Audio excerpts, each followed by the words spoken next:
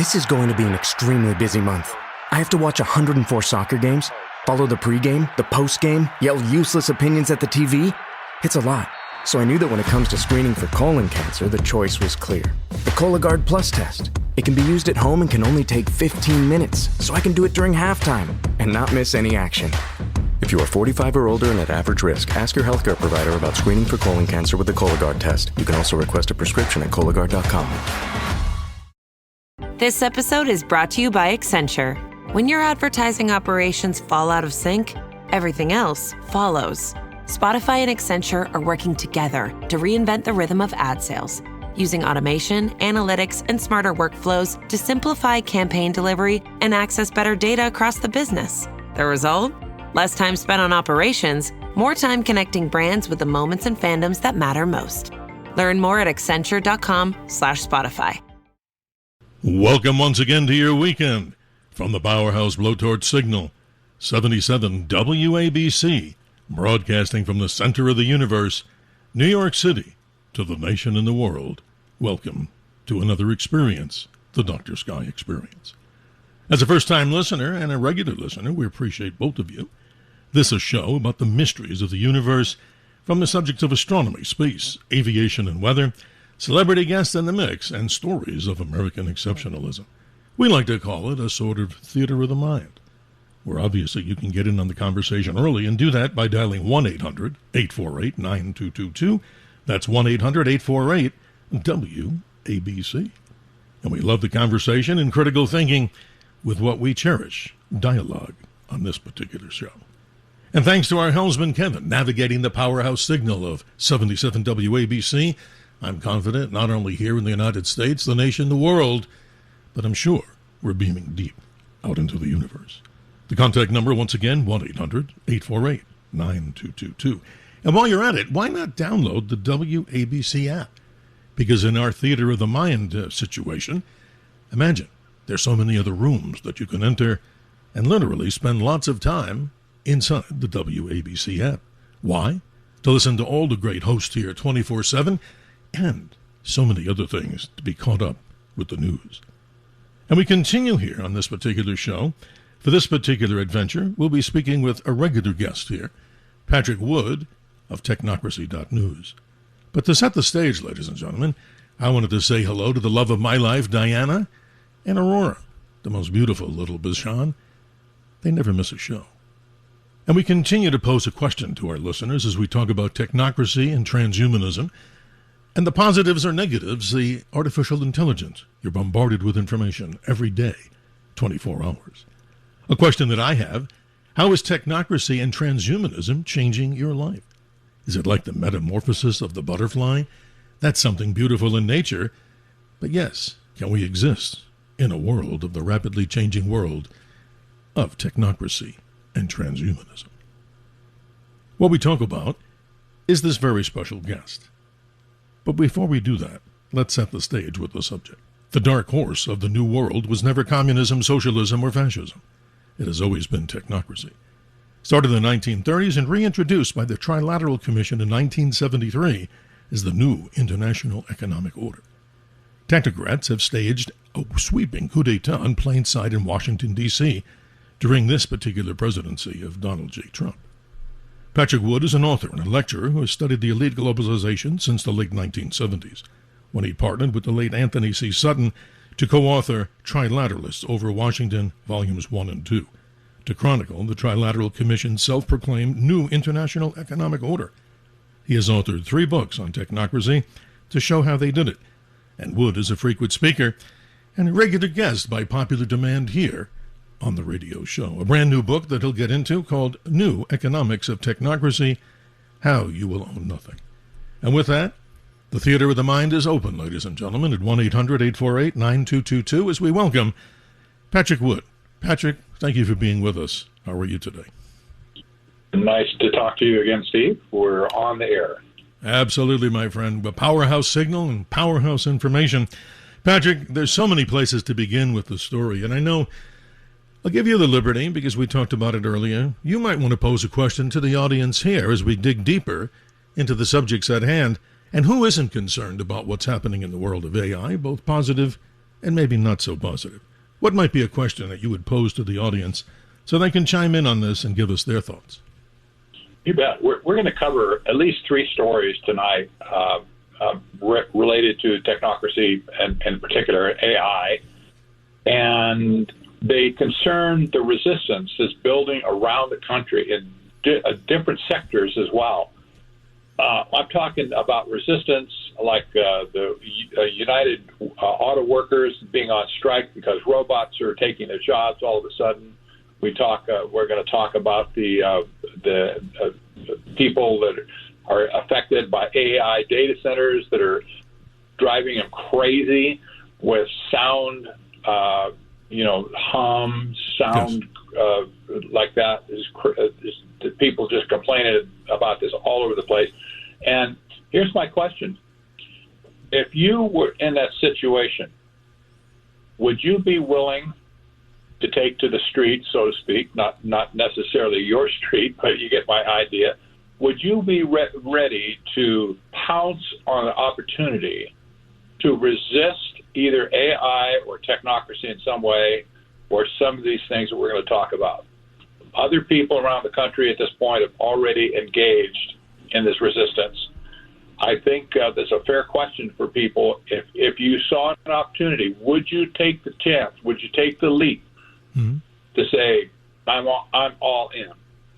Well, Patrick, you bring up a very good subject to the audience here on the Dr. Sky Experience. As we always say, we like to call it a theater of the mind because we get into some deep subjects, and the callers, of course, all the callers that we have here, even new callers that join us, they provide us with some really good feedback on this particular subject. But this is so interesting that we talk about because, again, this is not, in my opinion, a political issue per se. I mean, it's Democrat, Republicans. You can be anything you want to be. And we're seeing kind of a meeting of the minds on these subjects. And let's start off with one. I mean, here in Arizona, which, by the way, this today, the date of June 26th for us here in Arizona, the hottest day ever in Arizona in all history in 1990, the 122-degree day. And many people may go, wow, how do you handle that? But I segue into a reason for saying that, because data centers, we've had lots of opposition for data centers here in Arizona, and even people in a small little community got together in city council meetings, much against the advice of maybe the larger corporations and some of the lobbyists. Tell us, Patrick, they were successful in seeing a prohibition in those particular small communities of expanding data centers. Tell us about that. Well, it's interesting that these data centers that have lots of money behind them, they come to town, they try to wine and dine the city council or maybe the county commissioners and kind of, ply them with good donations so they can be favorable to them. Some cities, small towns especially, have told them to pound sand. And God bless them if they did. But then they go to another city, perhaps like Mesa, Arizona, where we have a city council of all Republicans at this point, and they've seen fit to introduce nilly-willy data centers all over our town. Yes. It's crazy. So, they took the bait, and here we are. We have data centers all over the place. Google's here, Meta's here. There's some third-party shops as well. But it's driving us crazy out here, especially East Mesa. So you see this battle is divided at this point. Some towns can resist this perfectly well if their city council can't be bought off by contributions and stuff like that. I see. So it's a mixed bag. So, but all of a sudden we see Arizona's number 7 in the country for AI data centers. That's incredible. How did this happen? I mean, we're in Arizona. It's incredible to think we don't have enough water, we don't have enough electricity. Why would they pick us in the first place? Well, let's go to the other side of the United States. We've also, and I don't have the current information, and that's why we go with guests like yourself. The state of Maine, obviously, I think their legislature wanted to see maybe a ban for a year or so on the construction of data centers. Anything on that? Because we always have listeners all across this country and around the world. But not just here in the West, but you're right. Water issues are a very critical thing, the generation of power. Anything you can add on the Maine situation that we talked about a long time ago? I wonder any update. I know I don't have anything in my head right now, but I think the governor signed that bill. I'm not sure. Mm-hmm. There was another state, or maybe two other states, that have put up temporary moratoriums on data centers.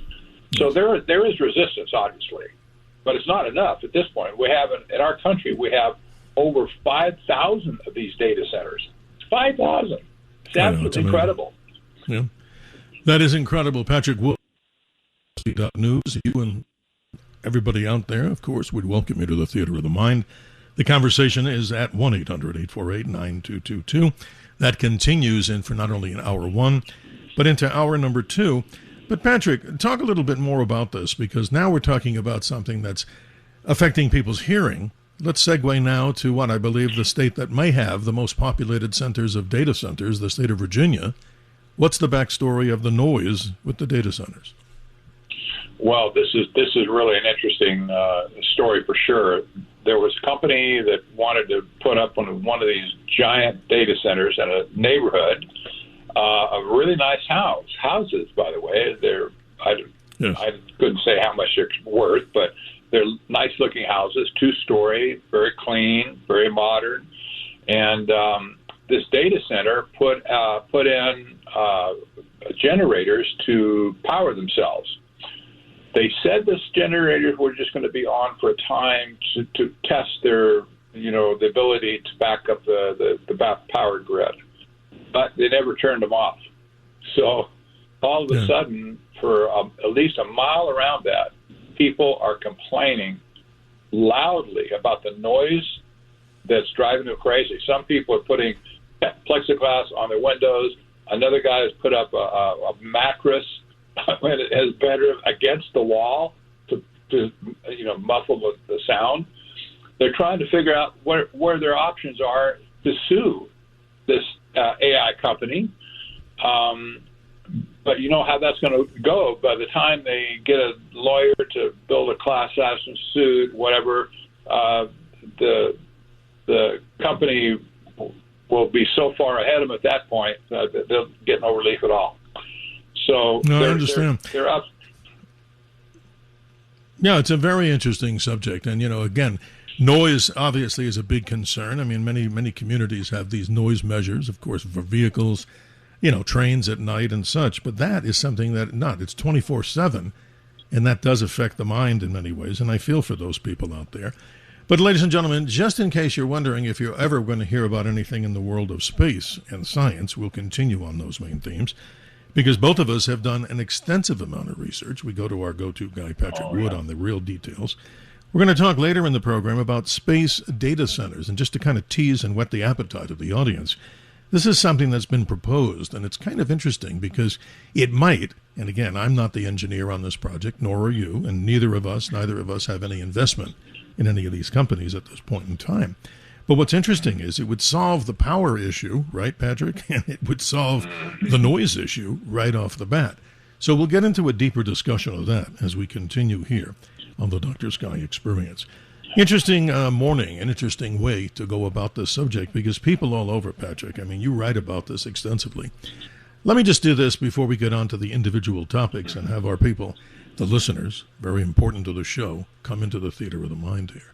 Talk about your new book. The New Economics of Technocracy, You Will Own Nothing. This has a very scary subtitle, but tell us the basis of this. That is the truth. When I wrote my second to last book, The Final Betrayal, How Technocracy Destroyed America, I wrote that with Courtney Turner. That was released in November of last year.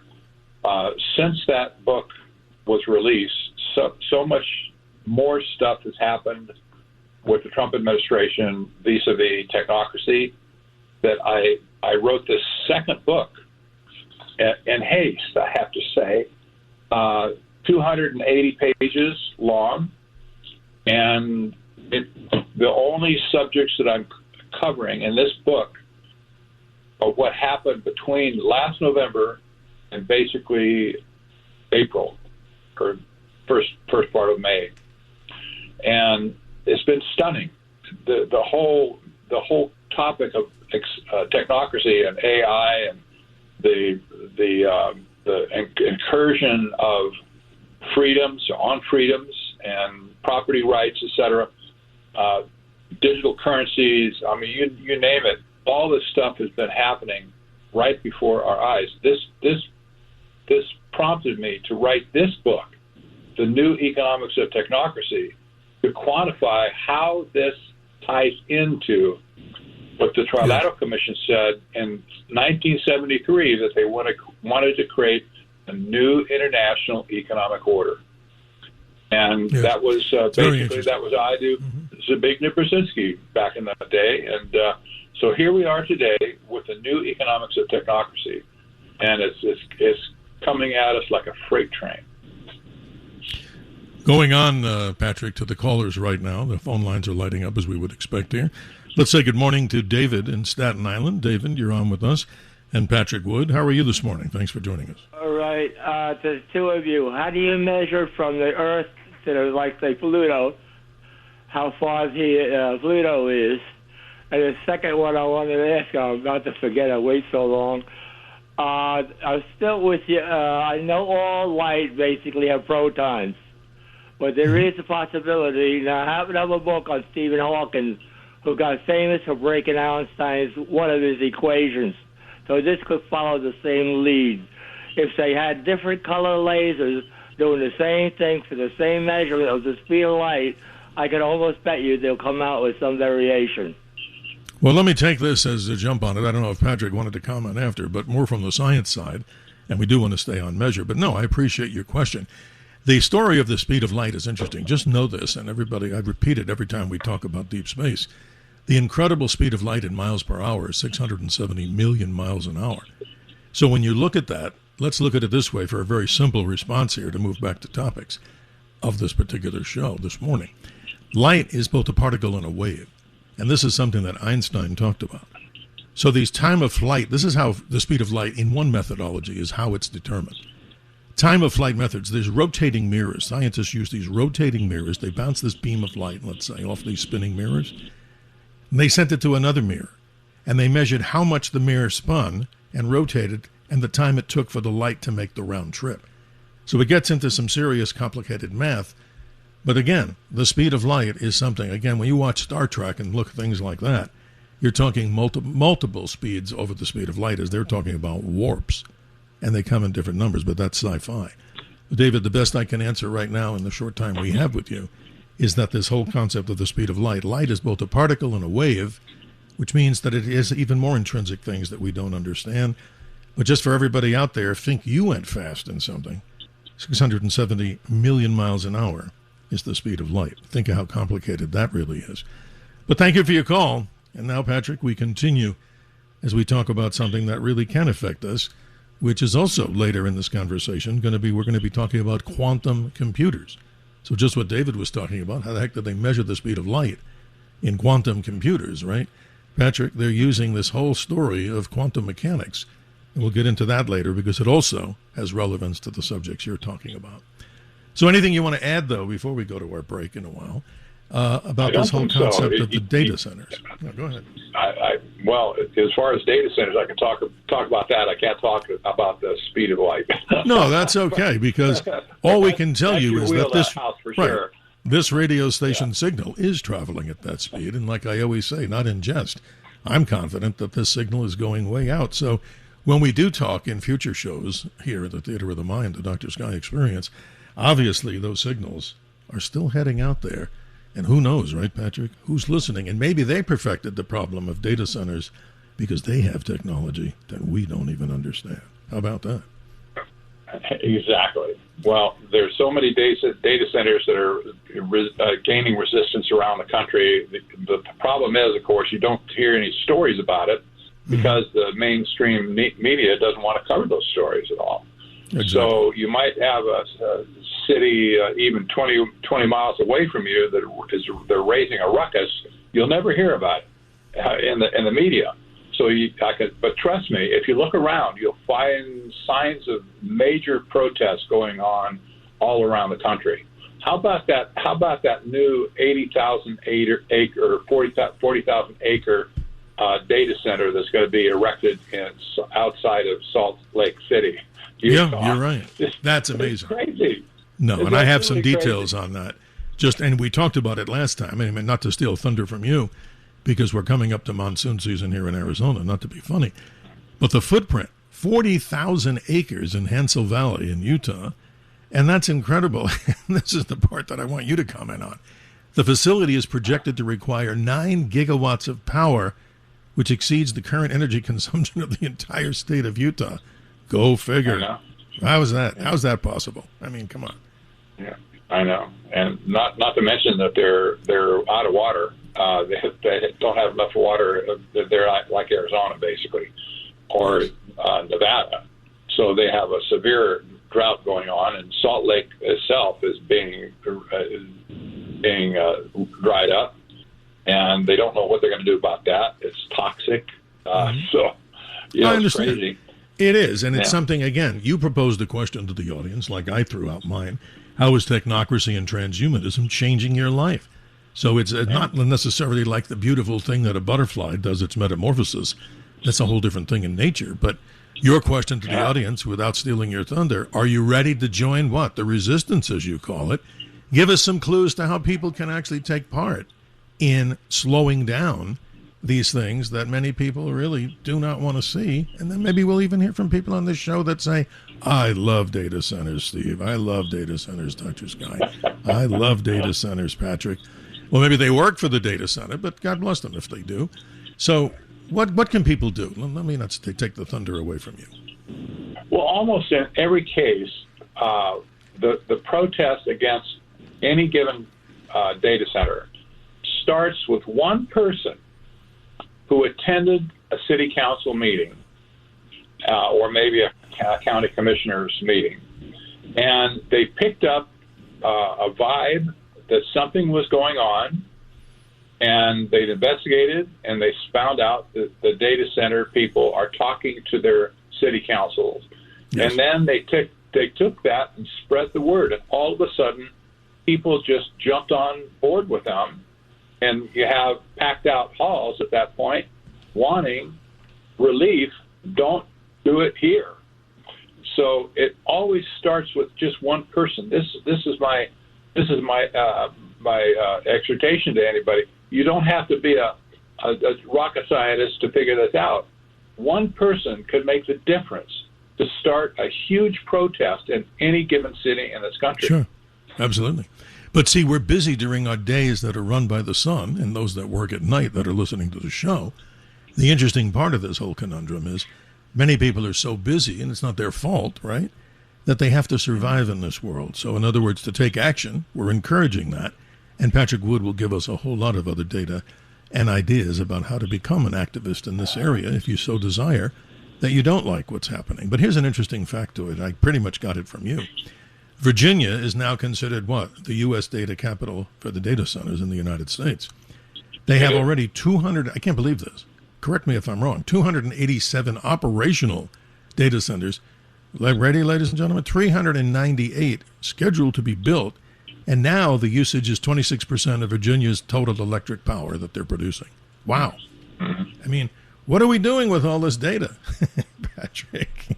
That's a dumb question, right? What are we doing, Patrick, with all this data? Well, they did. I think they've been pretty disingenuous with us about why the need for all this data. But nevertheless, human beings put out a lot of data, and when they're from their own personal lives and where they go, who they see, etc. Everything is being tracked today, all over the place. So you can't. There's no privacy at this point. All the data is being sucked into the cloud. All this data has to be massaged in their minds by AI to figure out what we're doing out here in the hinterland. Sure. And why would they want to have that in their pocket? Well, so they can predict what we're going to do in the future. Yes. So they can market things to us, for instance. They maybe take like a backdoor to social credit systems to deny or approve us for, say, insurance policies or other type of activities that requires their permission to do it. All these things are on the table at this point, and there's no data. There's no end of data.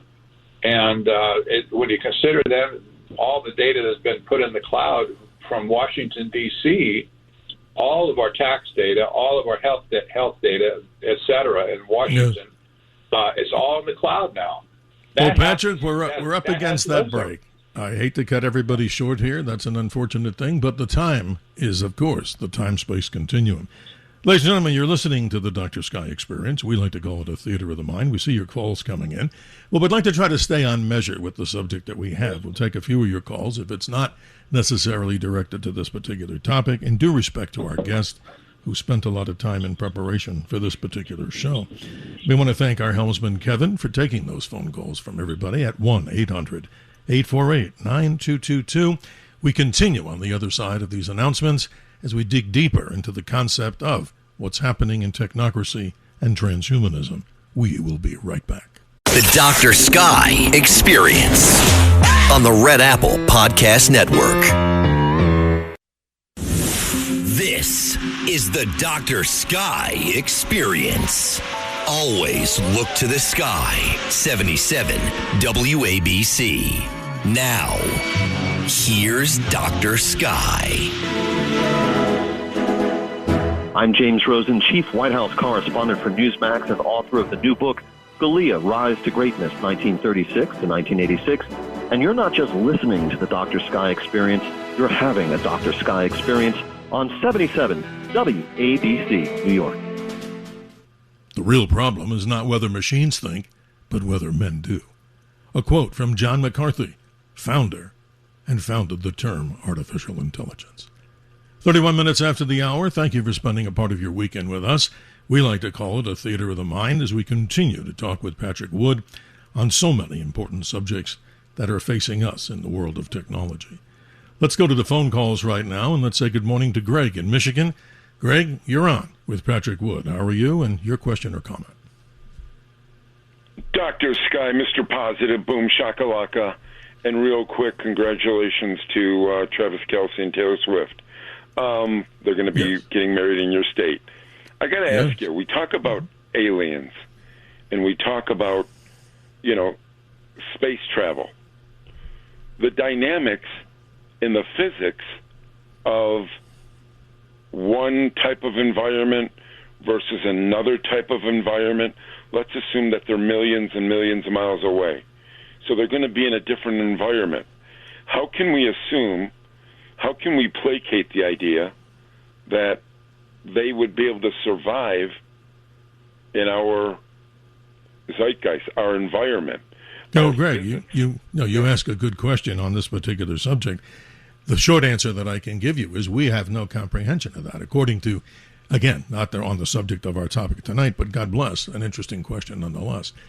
The concept that we're being told without evidentiary is that there are 5 types of these aliens, from grays to the big tall blondes to the things that look like, different insects and so on and so forth.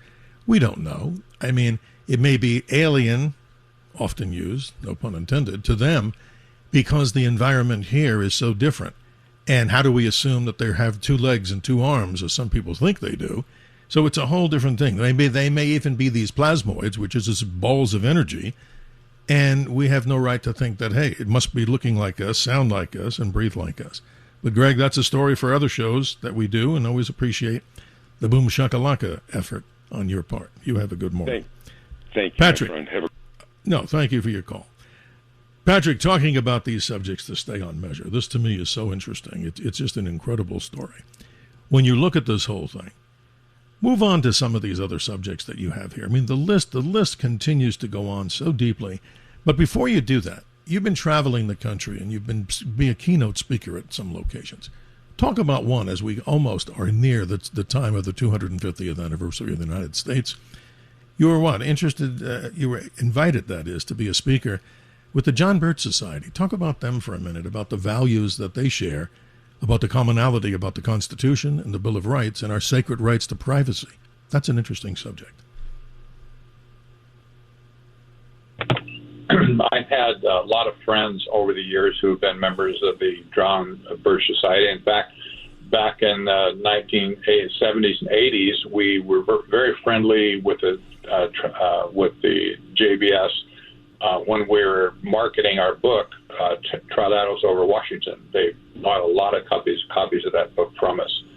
So at this point, they invited me to speak at their national convention just a couple of weeks ago. And it was really interesting to me. I gave them a presentation on my new book, The New Economics of Technocracy. Yes. I really struck a nerve, and I didn't want, not intentionally. You never know how an audience is going to respond to you, but it really hit a nerve with them, and they just all of a sudden, the light bulbs went on, their eyes got bright. And all of a sudden, they said, "We get it. We see what's going on, right? With all this technocracy nonsense." Mm-hmm. So there's probably 250 people in the room. But I bet we sold all of our books that we brought with us.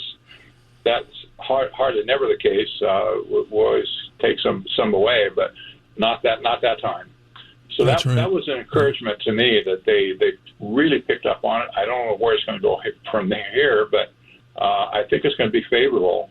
This is a major group across the country. They have lots of chapters, in fact, probably hundreds of chapters around the country, where they'll be talking about technocracy and my new book, The New Economics of Technocracy. Yes, that's interesting, Patrick. His website, and I tell you, ladies and gentlemen, this is a plethora of information. You'll spend a lot of time there. Technocracy.news goes to the front of this particular radio show as we talk with you. Let's continue with the callers. We have many that want to stay on measure to the subject as we recommend. Welcome, Robert in Philadelphia. Good morning, Robert. You're on with Patrick Wood. How are you this morning? Hi, Dr. Sky. As always, it's good to talk to you, and I appreciate your guest, Mr. Wood. I kind of find it interesting because I was reading a couple days ago that the governor of Utah is canceling July 4th celebrations because of the drought out there. Wow. And they're afraid of fires, and then they're talking about putting these data centers out there. I find that kind of ironic. But my question, and I hadn't heard this, you hear about the water problems, the power problems, and even these hum problems.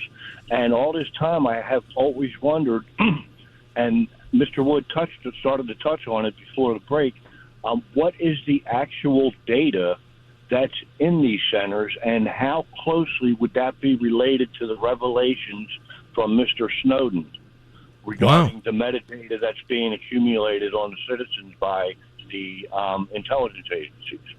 Robert always has great questions and opens our mind. Patrick, you have a couple of there to respond to. I think that's fascinating. Well, that's a good point. The data has been collected by the intelligence agencies themselves, the NSA, the CIA, even probably the FBI and the DHS. All that massive amount of data that it lives in the cloud as well as other data. But that's only one aspect at this point. We have all of our national data that formerly was siloed in Washington, D.C. For instance, our tax data, that was always a silo. It was off limits to anybody else other than the IRS. There's a good reason for that. So you don't want people to spy on you. To the IRS. Well, you got to get a shout out to somebody here. There you go. So we have massive amounts of data that has to be managed, and where it's living is in these data centers. Getting a little feedback from someone. Is that your phone, Robert? I just want to make sure we can be heard clearly. Go ahead. Try it again, Robert. Yes, I'm here. Oh, okay. Sorry. I don't know where the noise came from. Maybe it's part and parcel to the solar flare activity that's taking place, and we'll talk about that too. But no, Robert, you always bring up some very interesting subjects for this radio show, and I really appreciate your mindset to us to bring us to critical thinking. You have a follow-up? Because we want to see what the phone lines are really lighting up here, and we always appreciate and I'll be very quick. I'm going to get the book Mr. Wood wrote, the recent one about the current status of it. But I'm looking forward to forward things on this because, I mean, just because of the people that handle this data and it could be used against us, this is probably one of the most pressing geopolitical issues coming in the next 10 years, as far as I can tell. And I appreciate your work, Mr. Wood. You guys have a great weekend. Thank you, Robert. Always insightful, and we appreciate you being on measure with the subject. Let's say good morning to Tony in New Jersey, Clifton, New Jersey, to be precise. Good morning, Tony. You're on with Patrick Wood. Hi, Dr. Sky. Hi, Patrick. How are you? Glad you're back tonight. Great, thank you.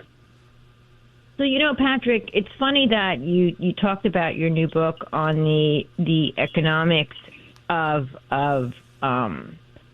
the technocracy. And one of the things that I thought was very interesting is that it seems to me it is an economic thing. Like, for instance, when you look at how marijuana was legalized, now they want to, everyone has been absorbed in marijuana. It's such a common thing now for people that their brains are all fried. That's just like a sort of a sidebar. And that was pushed on everybody. All the little stores that closed, the McDonald's, they said, where's McDonald's? It's now like a pot shop. So this was all based on money, Patrick. And the whole idea of transunionism is a lot of garbage because none of these moves are doing anything to help the human condition. When you have the same people who are going from state to state approving all these data centers, they were the same people like in New Jersey who said, let's get all the pot shops. It's really very deceptive. And the topic of your book is so timely because what they really want to do is just corner everyone into a mindset of not thinking and letting this all be done for you. This is all very scary as we're looking at all sorts of things going on in the country. So what happens at these meetings, Patrick, and I'll end it here. When you go to a town council meeting, it's all very presented to you. I think I saw the announcement of the 2 data centers in New Jersey in the papers. I don't go to the town meetings. They're pretty rowdy. But well, hopefully they let you speak, Tony, and the citizens. A lot of cities we're hearing, and I talk to a lot of people, not only here in Arizona, that they actually put the public side of the conversation at the very end of a lengthy meeting. And not everybody who's sitting there, I wouldn't want to sit there and listen to every little nuance and the bickering or the back and forth conversation. I came there, like you, to express an opinion with the rest of the citizens. So hopefully that's not happening too much. I think people need to be, people need to get more on the ball and more responsive to everything. I mean, how we got all these marijuana shops is just, to me, an example of something silly that happened as a prerequisite to all the data centers. But these data centers will really control everything. Very scary, all that information.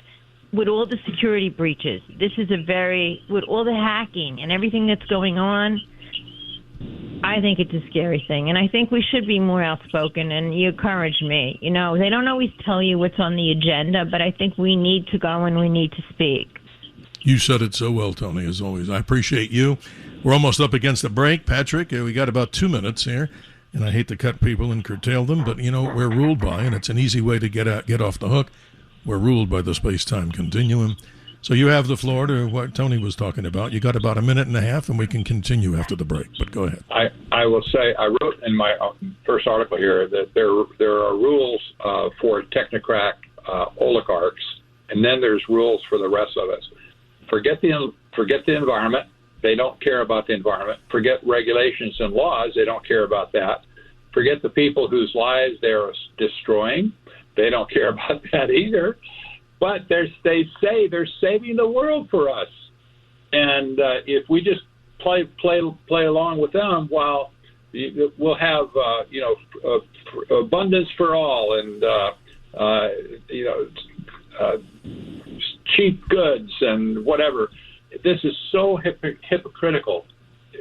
How anybody could believe their lies at this point is well, you could me. be part of the resistance listening to Patrick Wood here. And we don't advocate violent resistance, of course. So there's many ways that people can do with the pen and the power of your voice. And believe it or not, I'm a firm believer of this, as Tony and so many others. We're up against that next break, ladies and gentlemen. 1-800-848-9222. We see your calls coming in. We'll do our very best to get you on in this hour. But if not, your patience is appreciated as we do this with Patrick Wood, as often as he's willing to do it, talking about not only his new book, The New Economics, wow, a new economics of technocracy, how you will own nothing, and I'll add, how you'll be happy, but you won't be happy. So we'll be right back after these important announcements. The Dr. Sky Experience. Entertaining and informative. On the Red Apple Podcast Network. This is the Dr. Sky Experience. Always look to the sky. 77 WABC. Now, here's Dr. Sky. Hi, I'm Dr. Alex Hills, Distinguished Service Professor at Carnegie Mellon University and creator of the world's first Wi-Fi network. I'm also author of a new book called Wi-Fi and the Bad Boys of Radio, and you're listening to the Dr. Sky Show. As electricity transformed every major industry a century ago, AI is now poised to do the same. A quote from author Andrew Nee. 47 minutes after the hour, Patrick Wood is here. And one of the listeners, Patrick, actually gave me this one line, which we repeat here. His opinion is Dr. Sky Experience is an antidote to negative news fatigue. I thought that was kind of interesting as we talk about positivity here, and hopefully that's the way we're headed. Patrick, it's so amazing. Let me just see, because we have so many callers. I'd like to see if we can get as many of them on the air here as we continue with you and talking about these subjects. So let's say good morning to John in New York. John, you're on the air with Patrick Wood. How are you this morning? Hey, good morning. How you doing? How you doing? Patrick and Dr. Scott, I was wondering, is there any link between Saturn supercomputer, the moon, and mind control? John, in due respect, I don't think I heard you, and I don't think Patrick heard you clearly. Please repeat that so we can hear the question, because I think it was a good one, what I thought I heard. Go ahead. Is there any link, between Saturn supercomputer, the moon, and mind control? And how, like the last caller, Tony spoke about all these marijuana stores popping up. In my opinion, I think it's to keep everybody docile. And on top of that, I'm looking through everything, the lens of the Bible. So all the stuff he's talking about was already predicted about how it will be increased. You bring up some interesting points. Okay, go ahead. It's interesting. From what I think I heard, Patrick, did you hear exactly what John was trying to say? I think he was trying to link something about computers, the Bible, and, of course, some of the things that Tony was talking about. I know. I'll give that back to you. The only thing I got out of it was mind control. That's the only phrase I heard. Okay. And there's plenty of that, I think, in the whole concept that we're talking about here, theoretically, right? There you go. There is, yeah. Tony brought up the point about these marijuana centers around the country. We have a bunch of them here in Arizona, and every time I drive by one, they're packed with cars where people here are going into buy weed, and this does something to your brain for sure, where you lose the ability to think clearly, and some people have suggested this may be part of the plot. Maybe Big Pharma's in it as well, with the psychotropic drugs that they give to young people, etc. There's a good case to be made that there is mind control substances that are being spread around to dumb people down, make them more docile. Yeah. Well, that's a whole other subject. I never go down that path, or I should sometime, but we try to stick to the topics here. But, John, I think we responded to the best we could hear you, but always appreciate the callers here at 1-800-848-9222. Let's continue with the callers, and we appreciate them greatly. Linda in New Jersey, you've been patient. You have a concern or a question on the data centers. Is that correct?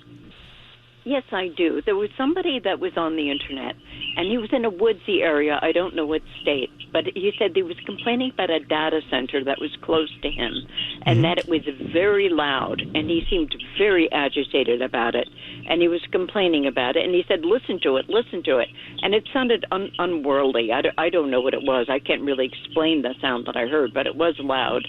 But what really frightened me was the look of his dog, who looked totally zonked out. I mean, Clockwork Orange dog. You know, the dog's eyes were like very weird, wide-eyed, and not connected to like anything that was going on. He looked like he was crazy.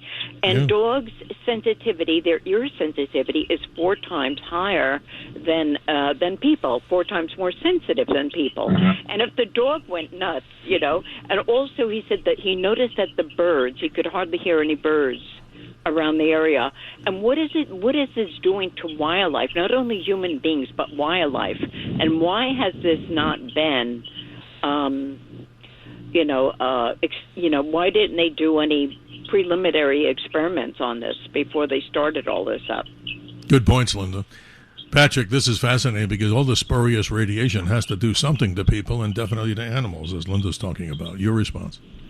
Well, absolutely. There's lots of types of radiation that we should be concerned about. But this business of sound radiation, this drives people crazy.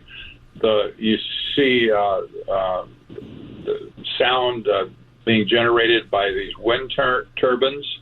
Anybody that lives close to wind turbine, the giant ones, they'll have a low hum that you can barely hear, but it has such a profound effect on the people that have to live in it. It is literally, it drives them crazy. And just imagine if that gets amplified at that point, it's going to make them double crazy at the end of it. And these people have nowhere to go. Their house is in that's where they live.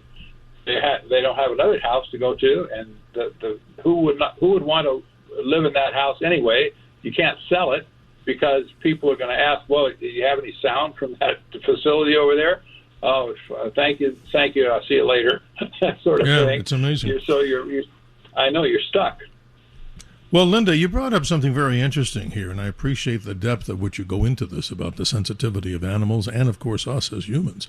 But listen to this, ladies and gentlemen. I think, Linda, you would agree, and I think you talk with me about this. The over and oppressive rates of electricity that are occurring not only in the New Jersey area. Wasn't that a campaign issue during the last gubernatorial election? If you're still with us, I was curious what you might say on that. I believe it was, but I kind of concentrate globally. I'm kind of like okay. But I would like to say one more thing about the dog. The dog Please. Not only looked insane, the dog looked like it lost a lot of fur, and it was extremely, I don't know, like totally out of it. He lost his fur. His eyes were like very glazed, and I've never seen a dog look like it was in that much suffering. So whatever it is, it caused the dogs a lot of suffering, and I'm surprised that the person that was giving the interview didn't mention anything about his dog. But apparently, I would suggest that people move out immediately and take their pets with them. And I think the wild animals probably will take off on their own. Wow.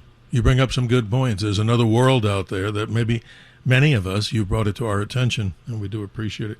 Thank you, Linda. Very insightful, and God bless the little animals. I mean, we have that lovely little Bichon called Aurora, and she's the love of our life, as just anybody who has an animal, whether it's a fish, a parrot, a dog, a cat, whatever you have. I mean, some people even have iguanas and beautiful lizards. But hey, the poor animals shouldn't have to suffer, right, Patrick? That's something very important. Exactly right. Yeah. Got a few minutes before the top of the hour. See how fast things go, Patrick? And anybody who's on the line, if we don't get to you, obviously, in the short time for Hour 1, please stay with us. And continuance goes to Hour 2 with 1-800-848-9222. And like we always say, why not download the WABC app? Because that's amazing, Patrick. That's so many houses. If we call ourselves a theater of the mind, there's so many rooms to go into and explore. But let's talk with you for just a few moments to wrap up hour number one. Any of the other major concerns, because I've got a litany of things here, and so do you, that I think, and we'll end off during hour two talking about something to do with what we talk about, the heavens. The whole moniker for the show is always keep your eyes to the skies. Well, we'll talk about space data centers and give people some ideas. But what say you, Patrick, in just a couple of minutes before hour one expires? Probably I want to just say, all this technocracy nonsense, it's so anti-environment that it's not even funny. They've toppled the environment. These are the same people that brought us global warming, the Green New Deal. You know, they were so insistent on us, towing the line on this false narrative. Now they're throwing everything under the bus. It just shows you the height of hypocrisy with these people. They don't care about the environment at all. If a dog loses its fur and goes crazy, that won't move the needle for them at all. Yeah, we as people, we need to take them to task. They're doing it, but they shouldn't be in a position to destroy the environment everywhere they go. So it's up to us to take them to task on it. Well, there's something else. We're a very short amount of time, as I keep saying all the time, but this is very, very interesting. If we dig deeper into this, I think the Treasury Secretary, Scott Bessent, he's playing an active role in AI policy, of course, but they're studying these advanced models which could lead the Federal Reserve System payments to go off the rail, and that could be something really serious. And indeed, with all these changes that are going on, maybe security attacks, cyber attacks. Notice the government's paying a very strict attention to this, and so obviously the Treasury Department, because can you imagine if all this AI from some nefarious side took AI over, who knows what it could do, right? It could wipe out the whole monetary system, but not to scare people, right, Patrick? That's not what we're trying to do. Exactly. Hardly. Yeah. So you can join the resistance. Give us like 30 seconds. What can people do? What's your suggestion? So we talk to them with answers, not just stories. Get your shoes on and get up off your couch and find out where the next city council meeting is and be there. Just go. Absolutely. You don't have to say anything. Just go and listen, observe, and see if you see something you want to address in the future. But that's where you can start. Just get your sneakers in and on and just go down and sit, listen to them, sit in the back row. Find out what's going on. You'll meet some nice people, probably that are concerned like you are. And if you like it, then you join. If not, then don't join. But and find out really quickly, right? Find out quickly before the hour runs out that you go and talk to others at these different city council meetings to see how the agenda is set up. Because if public commentary is at the end of a 2 or 3 hour meeting, who knows? Maybe that's by purpose that they want to see these people not have a chance to speak at the microphone when they should. Novel idea, right, Patrick? Check that out. So you're not demand that you have the ability to speak and not have to do it at the very end by majority rule. But maybe I'm a dreamer. Patrick Wood, we have lots to talk about in hour number 2, and thank you, ladies and gentlemen, for being with us. A show that we started a long time ago, the Dr. Sky Experience, talking about the many mysteries of the universe and so many things that go bump in the night and also go bump in the day. In hour number 2, we'll continue. Patrick Wood, his brand new book, The New Economics of Technocracy, How You Will Own Nothing, his website, technocracy.news, here on the Powerhouse Blowtorch Signal. Yes, you would expect that to be the case. This powerful signal radiating out not only from the nation to the world, but out to the universe. I'm Dr. Sky, and thank you for spending part of your weekend with us. We will be right back. The Dr. Sky Experience. Entertaining and informative. On the Red Apple Podcast Network.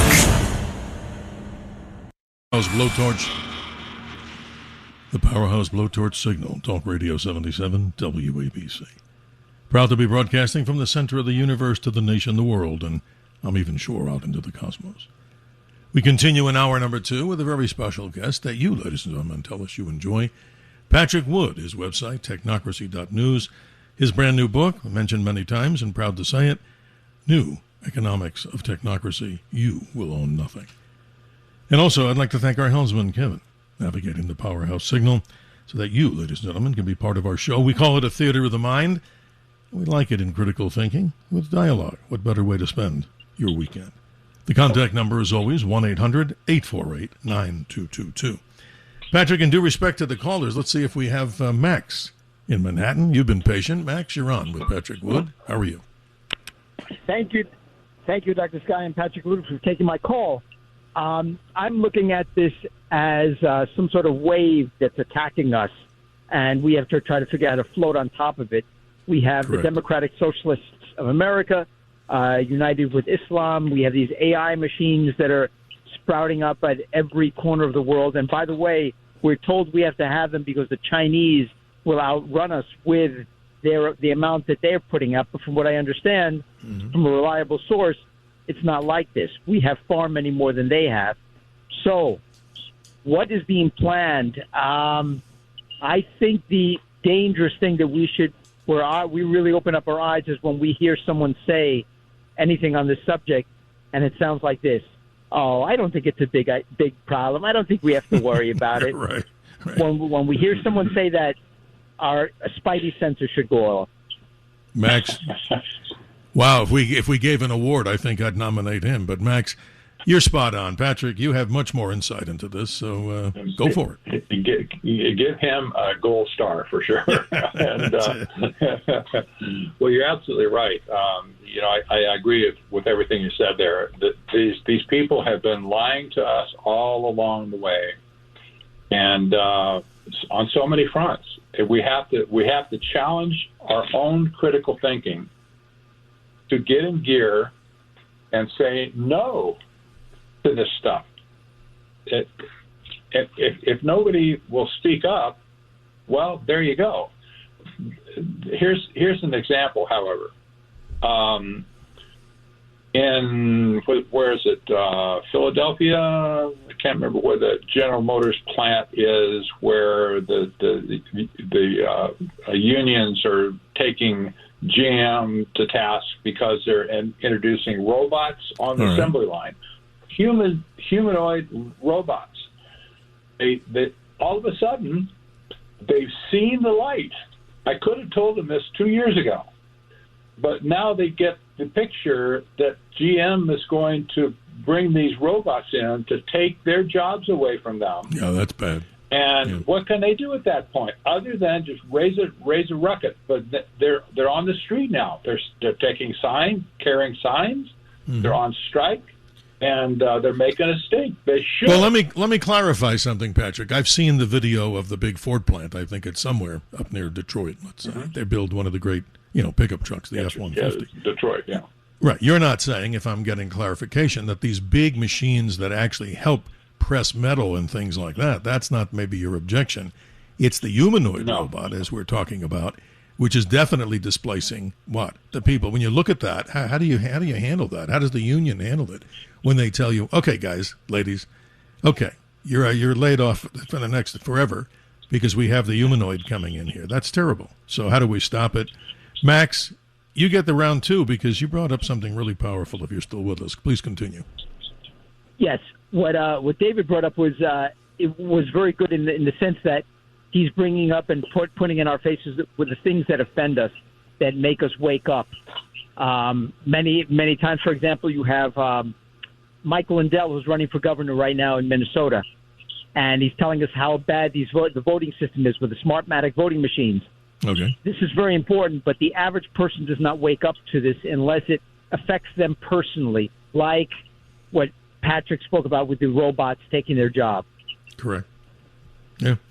Powerful situation. Yeah. Patrick, it's amazing because what do you do? I mean, do you have any other information about what are the unions doing? They're just not going along with what the workers want? They're just telling them what? If I didn't hear you, you're out the door by a certain date. Is that what's really happening? Well, the unions at this point are backing the workers very, very effectively. Well, I would hope so. GM should not do what they're doing. And they maybe they can't stop it because GM is going to do what it does. But nevertheless, what's on the table for them, if they don't stop this, they're most of the jobs will be gone in time, because once these robots get in, they're very capable. And when GM says robots are more important than people, where does that leave the people? Exactly. Max, I appreciate you. Max, I appreciate you with the human side of this, because you're right. It could and probably will affect us if we don't try to do something about it to stop it. Thank you for your call. Have a good weekend. The callers are here, and we're here for you. Let's say good morning to Carl in New Jersey. You've been patient. You're on with Patrick Wood. How you doing? Hello, gentlemen. It's quite an interesting and topical subject, and I think the problem is that our institutions have a hard time keeping up with runaway technology. And as a result, our legislators, who are in a position to pass various kinds of legislation that address these areas of technology, aren't quite up to par in terms of their knowledge about this technology and its impact upon our society.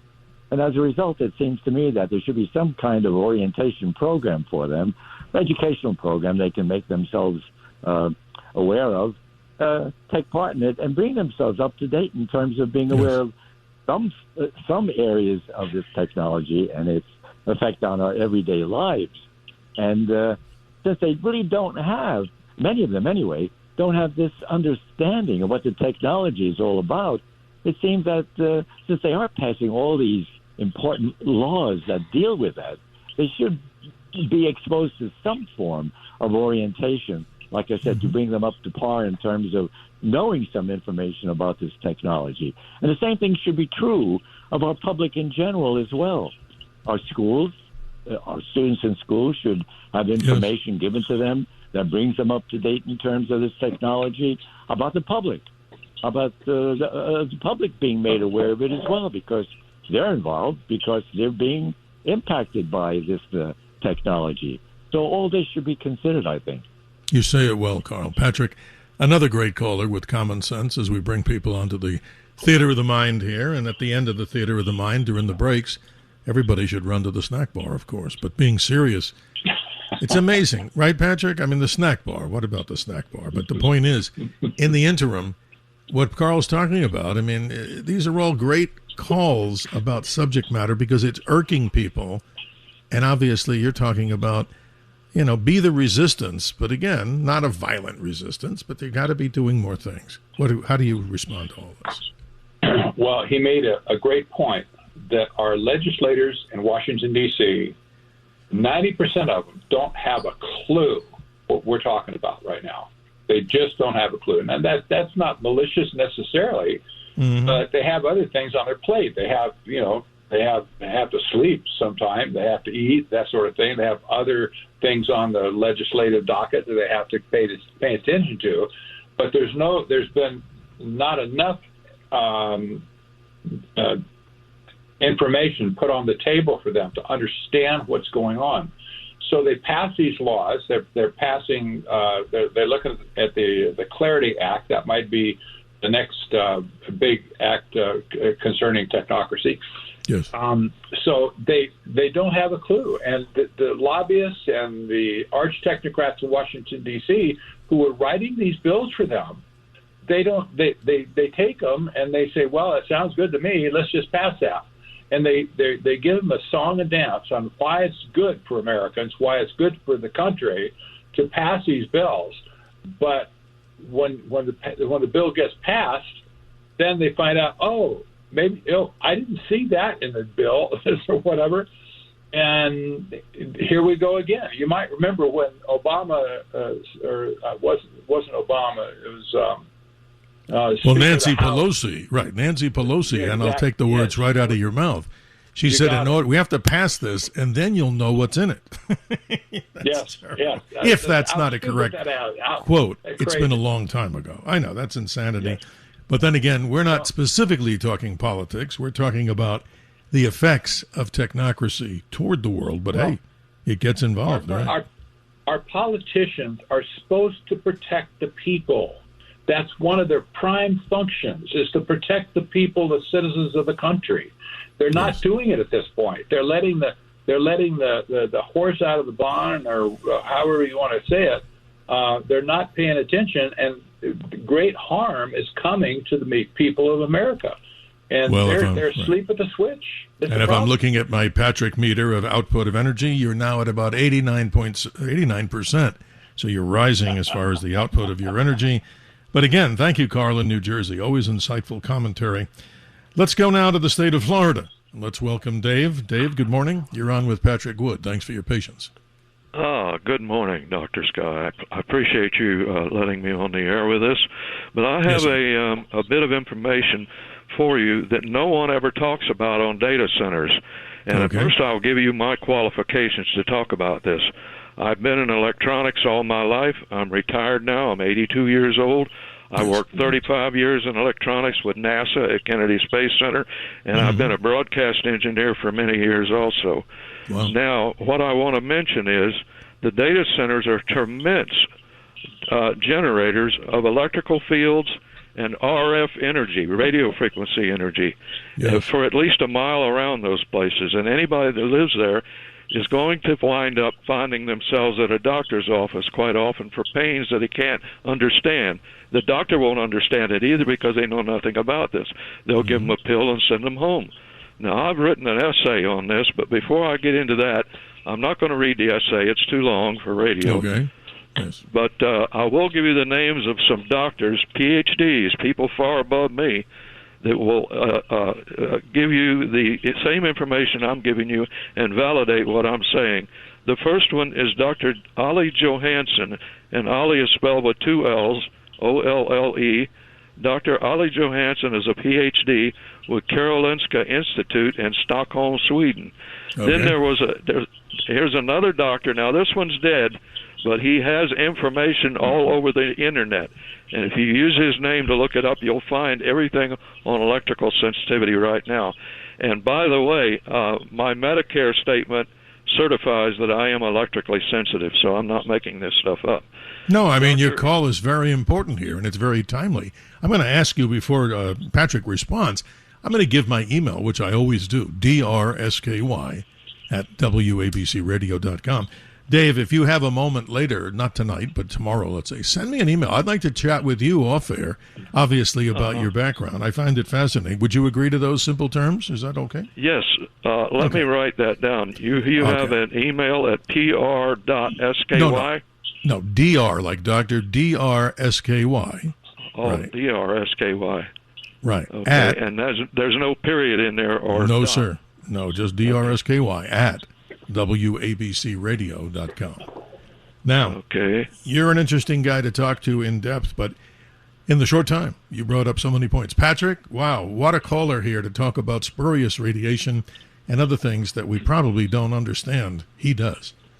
Okay. Now, he said that he's written a paper.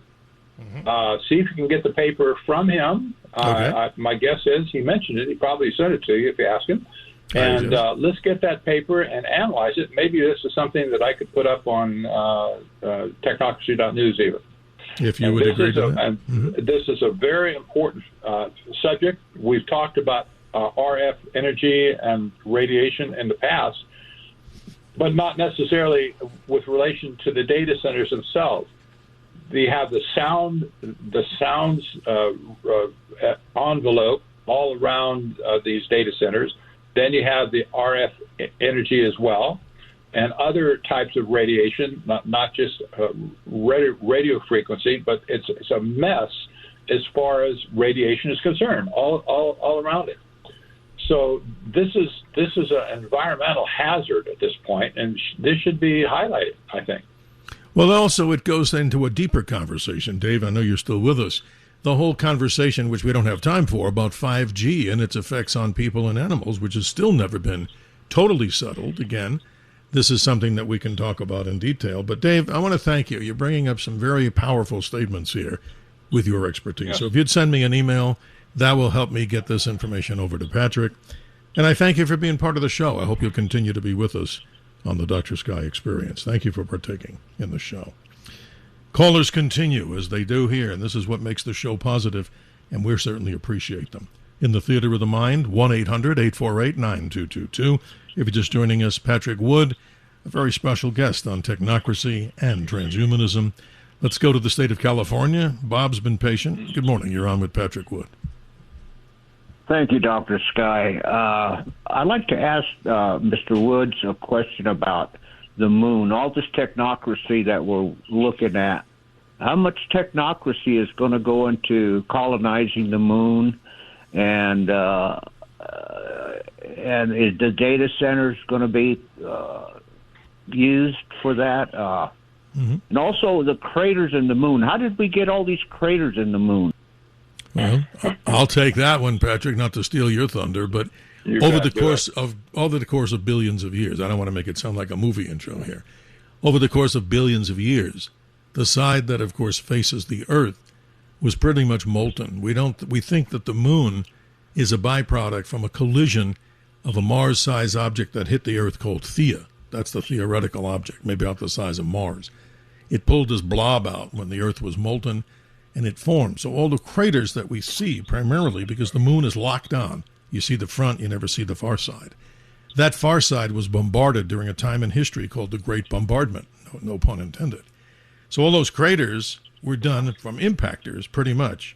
Some were done by volcanic activity, and those big areas, by the way, here we go with the Sky Report. Get ready, folks, for the beautiful full strawberry moon that occurs on the 29th, 7:57 p.m. Eastern Daylight Time. So when you look at the front face of the moon, Bob, you see those splotches, which were lava. They called them seas. So the simple answer, without a lot of time, is that the far side of the moon got bombarded, mostly asteroidal impacts. Now, you want to take the other side, Patrick, which he's talking about data centers and how do you get that stuff and go to the moon. It just so happens that in 2025, March of 2025, that was just a year ago plus a couple months, a company called Lone Star, I don't know exactly who they are, but nevertheless, I think that they did it with SpaceX. They deployed a data backup machine on the surface of the moon. I kid you not. You're right. They've already figured this out. So the headline that on their press release said, "World's first hardware data center has landed on the moon." You're right. And they're talking about the moon can be a critical repository for Earth's most important data. Thank you very much, Lone Star.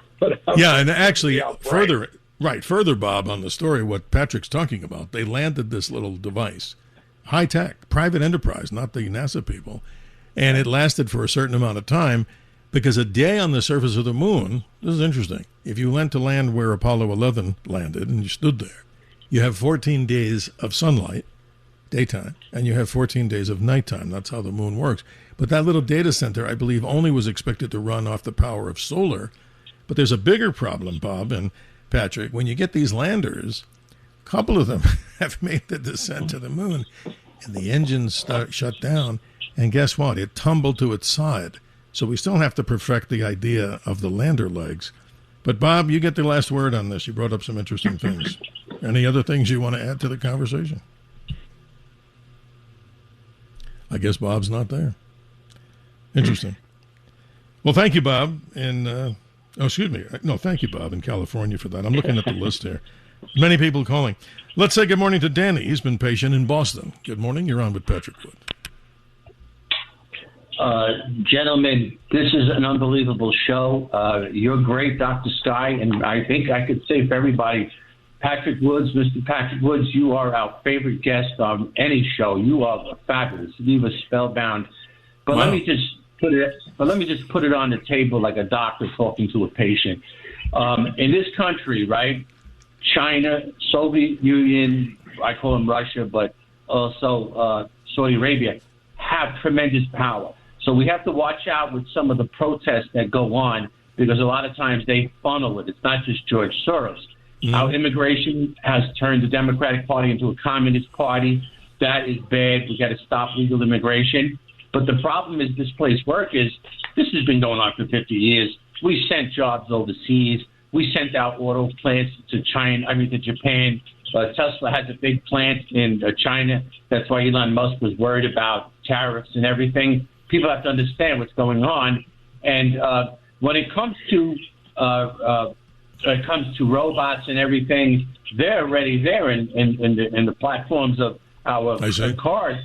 General Motors, everything, Ford, Stellantis, all building cars and trucks with robots and human beings. And the problem, I say, is the Communist Party in the country does not want this country to grow. It wants to destroy it. So the arguments you present are all void because they will be voided by the Communist Party inside this country. These people. Well, thank you. You hear that woman? Wait, let me finish. I hear you, my friend. No, I hate to cut you short, but time is of the essence with the break coming up. But go ahead, Patrick.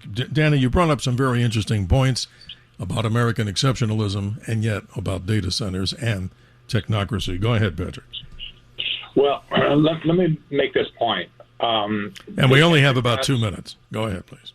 In America, the technocrats who have been with us for at least 50 years at this point, they have used, like the useful idiots of the Bolshevik Revolution, they've used the Marxist elements in this country to tear the country down, and even to the point of collapse, because that was their goal in the first place. If they can't get rid of the price-based economic system to make way for the new economic system, that's what I'm writing about here, the new economics of technocracy, they have to kill off the old system before they can bring the new in, like the phoenix rising out of the ashes, if you will. Correct. So they've used these groups to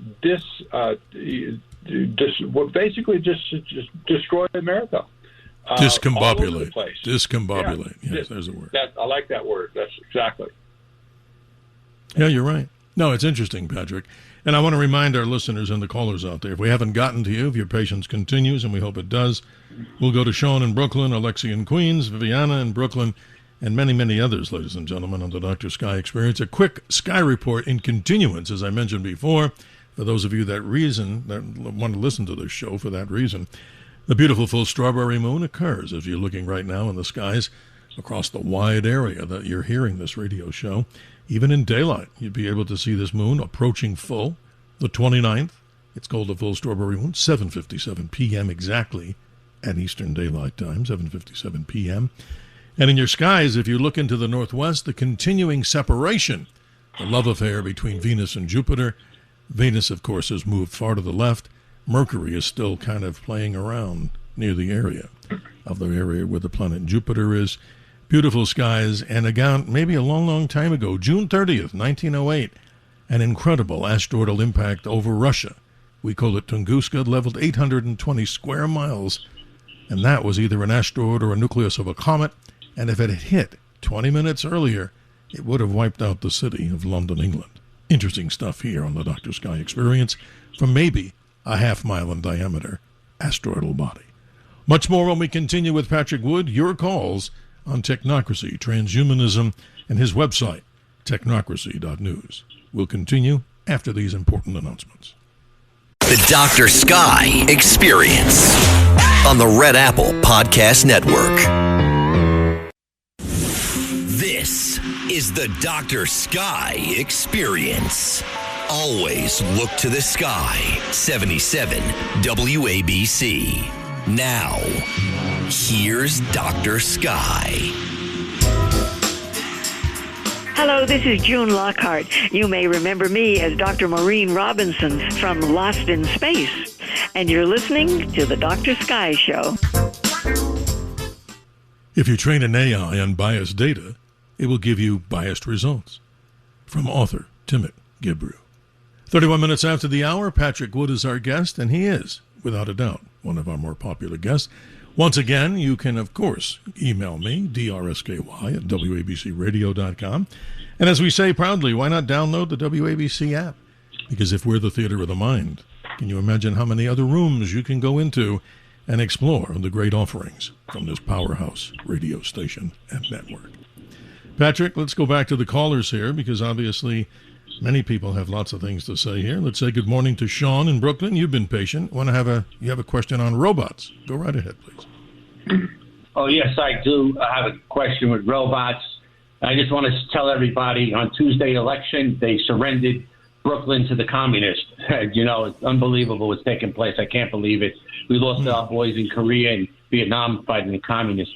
Okay, the robots and everything that are taking place, I mean, it's ironic. You do have robots building trucks with the three major truck and auto companies in America and all the other companies, too. And you're going to have driverless trucks, too, coming around. So where does it leave the American worker? But I will tell you, the American worker has been displaced. I never hear it spoken on radio by foreigners. That's a fact now. They also lost their jobs in the last 50 years and went overseas, never came back. So why all of a sudden is everybody worried about the American worker when the American worker was abandoned 60 years ago? Well, no, Sean, you bring up some good things, but you sound like a guy named Danny in Boston. You're not the same guy, though, right? I mean, you're two different guys. You sound like alike. Don't they sound alike, Patrick? It's interesting. They sound alike. I know. Could be. I don't You must have a brother there. But go ahead and answer his question, because it's very important here. And believe me, I talk about American exceptionalism, and I'm with you, Sean, or Danny, whatever your name is. But go ahead. You'd be surprised to learn that in 1973, the membership of the Trilateral Commission, nobody picked up on this. I did it at the time with Anthony Sutton, my co-author on Trilaterals over Washington. We saw that the membership of the Trilateral Commission, the original membership, included the leaders of 4 major trade unions in America.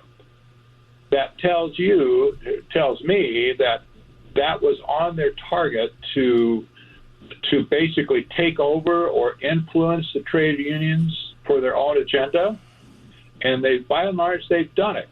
And but at this point, the trade unions are locally, at least, they're boiling over, where people are starting to get the idea now. There's something rotten in Denmark here, and they're after my job in particular, not my neighbor's job, not anybody else's job, but my job.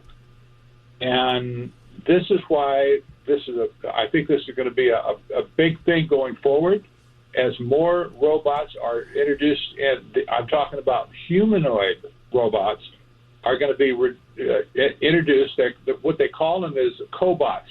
They're partners with here's your robot. You're gonna be your assistant, and they say nonsense. That's bunk. You're training them to take my job. Is what you're going to do. Yes. So these people, all of a sudden, they don't care. They're not saying that they're not looking to the union per se at this point, but they're hopping mad because they see if they don't start speaking up, it's over for them. It is amazing, Patrick. Let's talk about something, and we'll get to the callers here, because I wanted to promise the audience, and I will live up to our word. We'll talk about space data centers as we continue. But this one, like a science fiction freak show, gene editing, and your story talks about forgetting CRISPR. Now, let me talk about CRISPR for a minute, because many people may think I'm talking about something you put in a heat convection oven. Of course not. But this is interesting. It's a modification of DNA sequences. So what is the acronym CRISPR? Get a load of this. Sounds technical. I can only say it once. Clustered, regularly interspaced, short, palindromic repeats. Now, doesn't that confuse the audience? Of course. But in the reality world, this is interesting, Patrick. I need you to talk about this. What the horror show that I'm talking about in science fiction could be the base editing, embryonic editing. Oh, my gosh. Now, wait. Somebody may say, well, what if we could solve a problem so the child wouldn't be born with the disease? But then again, what kind of brakes do you have, or accelerators, on this concept? This could become something very serious. I think it's already become serious, in my opinion, because the floodgates are open at this point for gene editing of human embryos. It's just a matter of time when the laws will be relaxed, or the morality or the ethics people will give it a pass. But you can see it's coming, and they've improved the ability to edit DNA. CRISPR is what they started with. Now they have other new techniques that can basically take one gene and flip it off or on, or neutral. Yeah. And so this is another level of detail in gene editing. Well, to remind everybody, Patrick, that the COVID virus itself, a gain of function situation that many people are still talking about, without naming names. I think many people know who's possibly still under investigation on that. But again, where do we put the brakes on this, and who's going to be, how do I say this, judicious enough to be able to protect us from seeing the horror story that could come from this? And maybe there are some benefits to it. I don't know enough about it. You have the floor. That's why we have you as a guest. Well, let me say again, our elected officials are supposed to protect us from these people that do this kind of stuff.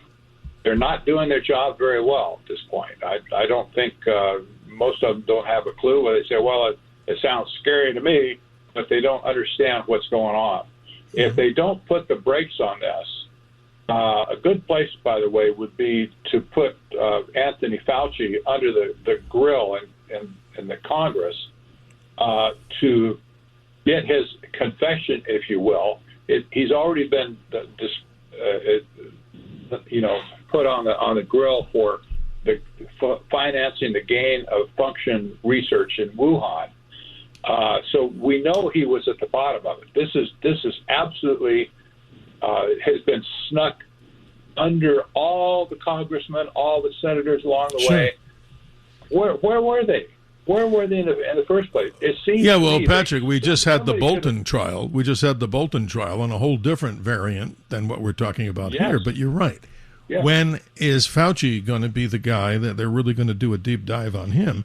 But the point is, without getting into the political thing right now, the interesting thing to me is what could be, from your expertise and area of specialization, the whole concept of this thing called CRISPR, and even that, RNA transformations. I'm not the biochemist here in the room.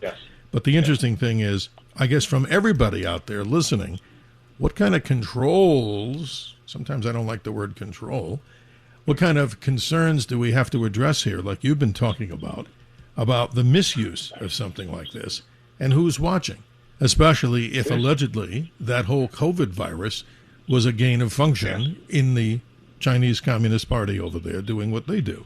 So that's another crazy thing. Okay, we're going to continue with the callers in just a moment, but I want to jump into something here because I want to make sure there's ample time for you to present this. We're talking about something that Google has developed called a tensor, these processing units that have the ability to run AI to a whole new level. And I guess the big part of what I'm driving at here, you're our go-to guy, is that when we reach the singularity, when AI becomes actually better at thinking and making decisions than humans can at this point in time, what do you know about this tensor processing units that Google's developed? Well, they want to compete with NVIDIA at this point, and I think they're probably going to do a good job of it. NVIDIA has never had competition at any level, but Google is going to probably take them to task. And is this new chip that they have better than NVIDIA chips? Maybe not, but nevertheless, they need competition. And that's what Google wants to get their hands on a share of the pie. It's a big pie at this point. Right, and the use that we would see in the real world is, according as I'm reading some of your articles, digital ID, programmable money, asset tokenization, and that's a whole nother subject there. That we've had many callers talk about tokenization, that they have another approach to this. But the truth of the matter is, all this stuff seems to be happening so fast, and where are the controls that we're supposed to have, as you would say, our government is supposed to? I don't know. Am I listening that you're saying they're not doing enough to control this, or am I just a guy that didn't hear what you said the first time? Well, technocracy is running on rails right now. That it's accelerating at breakneck speed. This is a feature of the system at this point. It's racing forward faster than the regulations and the regulators can catch up. In other words, they can't catch up. By the time they get some legislation crafted, the horse is already out of the barn at that point. So, they're day late and a dollar short. This is a feature of technocracy, accelerationism. and they're racing so fast that nobody can catch them at this point. There's no laws on the books by and large to stop this. They can't say, well, you broke this law, this antitrust law or whatever. There's no laws on the books to stop them at this point. Yeah. So, and you've got the Argentine plan, right? You got the Argentine plan, Patrick, that we talk about. We don't have time in detail. Javier Milei's plan. What's that? Quote, AI will free us, end quote, and that AI could what? Could actually fire you on your job and it could legalize non-human corporations. Give me a break. This opens the Pandora's box. If an AI program can be granted corporation rights, it can be granted human rights as well. Where do you stop? Well, it's crazy, but even the concept of setting up a company based on AI exclusively, where your boss is an AI program, that makes no sense. But nevertheless, this is what he's doing in Argentina. He thinks that this will free us, he says. I don't see how it's going to free anybody, but that's what he's convinced. We live in a very interesting world, Patrick. And no, it's interesting. I want to make sure that we can try to get as many of the callers that have been waiting patiently and the continuance of that here. And ladies and gentlemen, as we move into the following week, as we celebrate America's 250th anniversary, what a beautiful nation, we will have some very special guests next week, as always, to talk with you. We don't take a vacation. We will be here with you, because who would want to miss a celebration of America's 250th with you, the listeners of the Dr. Sky Experience, a theater of the mind, as we call it. And we'll be right back after these important announcements here on Talk Radio 77, WABC. The Dr. Sky Experience. Entertaining and informative. On the Red Apple Podcast Network. The Dr. Sky Experience is on the air. 77 WABC. Now, here's Dr. Sky. At 46 minutes after the hour, we continue, ladies and gentlemen, as we move through time and space. Patrick, I promised this to the audience, and we're very proud to talk about it, and we'll do our best to get the rest of the callers in before the top of the hour. A great challenge. Data centers in space. One of the benefits could be unlimited solar power. How about that? You don't have to worry about that. It's not going to require water for cooling. Well, how do you do that in space? Collects terabytes faster. And AI satellites can have laser links so that he can upload and download the data. But here's the problem from many people who talk about this in space. Heat dissipation problems. Imagine how much heat there is in any data center. Why do you need the water? We have massive radiators that we have to put on there, and they're very heavy to launch into space unless we provide them at a future time and build them. Space radiation, as there's a gigantic solar complex on the sun right now, not to alarm people, that massive sunspot could generate big X-flares over the next few days. And what about space debris? We hear about space junk all the time. Patrick, your opinion of these whole data centers in space? Well, I wonder how much reflection these solar panels would be in space, because they have to fold out, and they have to they'll dodge meteorites as well, I'm sure. But if you have, say, 50,000 satellites orbiting the Earth, and they all have, say, a football field of solar arrays, sucking up energy from the sun. Yes, that's correct. What is that? How does that equate on the Earth, on the surface of the Earth? We'll be able to see the stars. Will it Patrick, any significant? You're my best friend. You know why? That's what we talk about. Because even in our home location that we visit, our place up in the mountains, I see every time I take a pair of binoculars to the deep dark sky, I'm seeing, no kidding, 5 or 10 satellites swarming through the field like bees. But that's not the real problem. The problematic thing is they require a lot of energy to generate, but they also have to dissipate.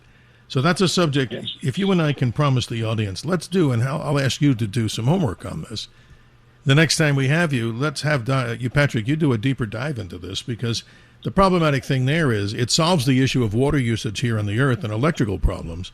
But you're right. It could pollute the heavens. And what about that spurious radiation that's coming out from that? That's something. Well, you would talk think so. And China, for instance, they have announced a 200,000 satellite constellation. Yeah. Based on data centers in space. Really? Too much if you want to have a free highway without space debris. Let's continue with the callers that we promised them, because they're important to our show. Alexi in Queens, you've been patient. Your short question, and hopefully we'll get a short answer. You're on the air. Well, here's the deal. I spoke to a lawyer who I know who brought a case into state Supreme Court, and he prepared papers, and he used AI to help him. And the papers were submitted, and the judge called him into chambers 2 days later and said, look, what is it you're giving me? You have fictional cases, and you have fictional opinions, and these cases never existed. What's going on? He says, I used AI, Judge. And the judge says, well, don't use AI. Stick to the law. I get it. It sounds funny to me. Right. And he showed me something from one of the law journals where they are hypercritical of AI. And they said that what their explanation was given to them, that AI looks at the case law on the decisions of the courts as novels. And so it becomes English Lit 4.0 in the sophomore year of college. And they are embellishing and writing things into cases and saying, well, if they say case of Apple versus so-and-so, I'll put another name in there. I don't care. I'll change the opinion. Well, Alexi, I get the message, and I hate to cut you short. It's something a very interesting thing. People are using it for everything nowadays. There's probably some good uses. We could do shows on that. But quickly, Patrick, your response in the world of AI in presenting case evidence in a courtroom. Wow, from the people that are defendants from the side. What do you say? Well, considering the amount of AI slop that there is on the internet already, we don't want this kind of slop entering into our legal system, because if any case law is based on something that AI did in the first place, and they discovered this later, what can you do about it at that point? Well, maybe that will just void a bunch of cases that were based on that, but you don't want AI to make judgments on people's lives, period. Absolutely. Well said here. Let's continue with Viviana in Brooklyn. You've been patient. We're trying to get everybody on to express their opinion. You're on with Patrick Wood. How are you? Very excited. You know how you get up in the middle of the night and say, well, what's on the radio? And you both have given us tremendous opportunity to explore things that normally we wouldn't be able to do. I hope I could have a little bit of time. I wanted to discuss two diverse topics. One is a data center that was proposed by the city near a school. And I wanted to, to draw some of the objections that I might be able to bring up at the meeting if they continue with this project. And the second is the spirit of, rather, the phenomenon that is Mandami. So, well, let's go with the first one, Patrick. And sorry, Viviana. You know what? I'm going to ask you to try to call in earlier in the show so we can spend much more time on these subjects with Patrick. Patrick, a quick response on part one of that, because we'll leave the Mandami part out of it for this particular conversation. I'd like to go back. I think it was Dave that brought up this RF study, energy study. This is an example. What you're talking about, AI data centers near a school, where young minds are being, wired for adult life. This radiation will be anathema to them. And without the studies to back it up or shoot it down, they're going to put an AI data center near a school, and it will screw those students up so bad for the rest of their life they'll never know what hit them. Well, I have an idea here I have an idea, Viviana, and I would suggest this. Patrick, your website, technocracy.news, Viviana, if you go there, send Patrick an email so he can explain how he feels he can help you, and I think that will resolve most of the concerns that you have. They're great concerns. Thank you for being part of our show. Let's continue. The last caller, we try to get everybody on the air. Jan in Manhattan, you've been patient. You're on the air. You said a little astronomy fact that you mentioned in passing. Did I understand you to say that the moon gets 14 days of sunlight, or 14 and a half, maybe, I don't know, and 14 days of darkness every month? Yes, is that true? That is correct, ma'am. That is correct, Jan. What happens if you land there? I haven't been there, but here's the story. Let's say you're on a location on the visible front of the moon, okay? Let's say we're Apollo 11 landed. You would get there, let's say, and land. Okay, let's say day one. The sun rises very slowly as it does, like on the Earth here, what we see it go across in whatever we call a day. So on the lunar surface, you would see the sun rising, and it would take 14 Earth days to complete its motion across that daytime lunar sky. And then you'd be in 14 days of darkness. So that's the way it works on the moon. And the reason is its rotation is some 28 days. So you're seeing half, in your location, from a complete revolution of the moon in its orbit. That's interesting. So it is 14 days of darkness and light. To each other. So you've got the moon going around the Earth as they both go together around the sun. And when the moon is between the Earth and the sun, is that when it gets to 14 days of sunlight? And then when it's on the other side, is it not getting because the Earth is basically in the way? Yes, you're right. And when those things are in the way, which is not as rare as people think, you get the phenomenon of lunar and solar eclipses. But being that we're on the moon, talking about a day and night, you would see lunar eclipses on occasion, not every single month, because here's a fact to it. The moon lies 15 degrees above or below what we call the planetary line called the ecliptic. So again, I appreciate the call, Jan, but time is running out. We should do more of these forums on the specifics, but Patrick has the show this time. I hope I've tried to answer you, but it's 14 days of daylight and of darkness. Thank you for being part of our show. Patrick, I don't know if you want to debate or discuss the lunar day and its density, but that's another subject, right? I would like to think, what if we had a 14-day daylight here? We could get a lot of stuff done. Well, be careful what you wish for, because there's people in the technology world, Patrick, and you probably know more about it, but I'll allude it and bring it up to the audience, that want to see these solar panels put in space so that you can beam down sunlight to an area. Let's say your neighborhood, a couple of square miles. Forget about nighttime. You would see this thing beaming down daylight into that small area so that they could suck up all the energy for all the electric cars and whatever else we're doing, and data centers maybe. Wouldn't that be something? Patrick, I hate to do it, but the concept of time and space. You have a minute to tell us more about you, and let's see how you can do 1 minute, because that means the show is over. And then stay tuned, ladies and gentlemen, to Talk Radio 77 WABC for another Side of Midnight with Lionel, as he takes you right toward the sunrise point on the longest days of the year. Welcome to summer. You got the minute, Patrick. Well, please do go to technocracy.news, not .com, but technocracy.news.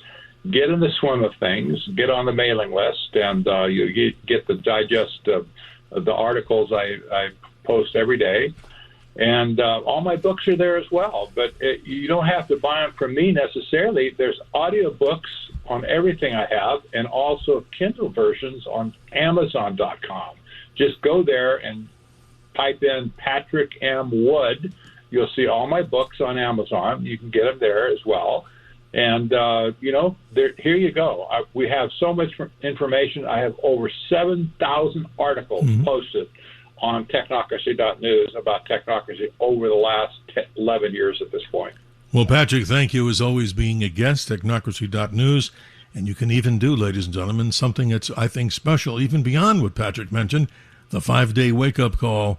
He does a thing called Technocracy Boot Camp, and that can begin right in your neighborhood. Patrick, always a privilege and honor to have you here. I do thank you so much for being a friend of the show. And to everybody who's called, the show wouldn't be possible, ladies and gentlemen, without the great feedback that we get here and the compliments. My email, once again, drsky@wabcradio.com. Stay tuned, as we mentioned before, for Another Side of Midnight with Lionel. Another good reason, ladies and gentlemen, to go out and download in the simplest way, the WABC app, so you can learn more about all the great hosts here 24/7 on this miraculous radio station that's celebrating well over 100 years because of you and the nation, the world, and it continues. Peace and happiness, clear skies, always, of course. Check out our Dr. Sky Experience podcast. You can learn much more with our monthly Sky Update if you so desire to be learning more about the heavens. And thank you to owner and operator John Katsimatidis, and from the executive staff, Chad Lopez, for giving me the opportunity of a lifetime to sit behind this microphone. We'll see you next week. The Dr. Sky Experience on the Red Apple Podcast Network.